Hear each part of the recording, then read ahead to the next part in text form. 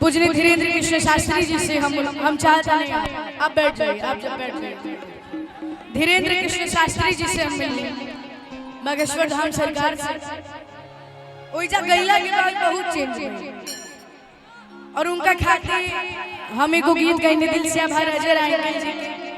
जो हमरा के उजा ले गई रहे चाचा जी का दिल से धन्यवाद। और सरकार खातिर हम एक भजन गाइले रहे अरे सच्चा दरबार लागे अब भक्त के कतार लागे अब बागेश्वर धाम हो अरे स्वर्ग के द्वार लागे अरे सच्चा दरबार लागे अब कि सच्चा दरबार लागे भक्त के कतार लागे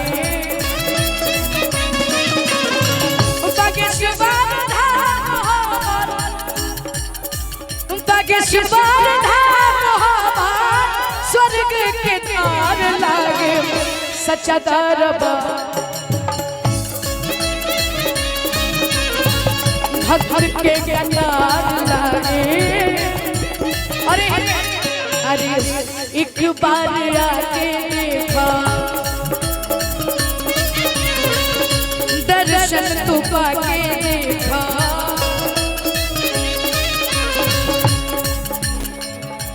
ये जो तुलसी माला हम पहले बानी बहुत सौभाग्यशाली बानी पूजनीय गुरुदेव सरकार के गले के तुलसी माला तो हम का कही हमरा भेरी कोनो शब्द नहीं थे। एक बिहार राज्य के बक्सर जिला के एक ब्रह्मपुर प्रखंड के एक लड़का गुरुदेव के सामने गैलस धीरेन्द्र कृष्ण शास्त्री जी के सामने गैलस एकरा खातिर तो सबसे पहले तो दिल से आभार आप सब लोग के इतना भीड़ में रहुआ सब अपन आशीर्वाद देता है। और अजय अंकल जी के अरे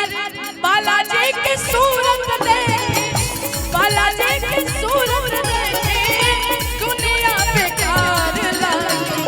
सच्चा दरबार भक्त के कतार लागे। और हमने के भारत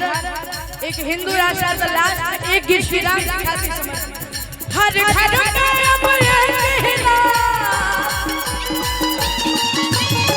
बोले अयोध्यापति श्री रामचंद्र भगवान के अरे हर घर में अब एक हिला गूंजेगा मेरे भारत का बच्चा बच्चा जय जय श्री राम बोलेगा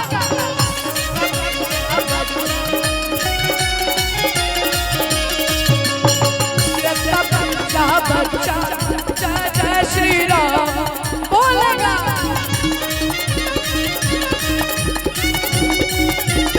कि किसी के प्यार नहीं अयोध्या धाम है किसी के प्यार नहीं अयोध्या धाम है। हम लोग को किसी से दिक्कत नहीं है लेकिन एक कहावत कही जाती है कायदे में रहने को फायदा किसी के प्यार नहीं अयोध्या धाम है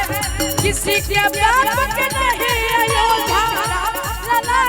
धाम है। भारत के नायक रघुनायक कौशल्यानंद राम है नायक रघुनायक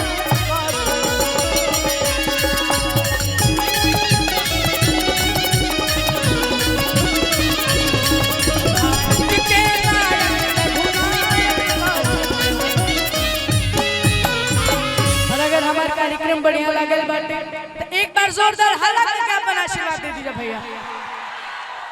और तनी जयकारी लग जाए प्रेम से बोली बाबा परमेश्वर नाथ की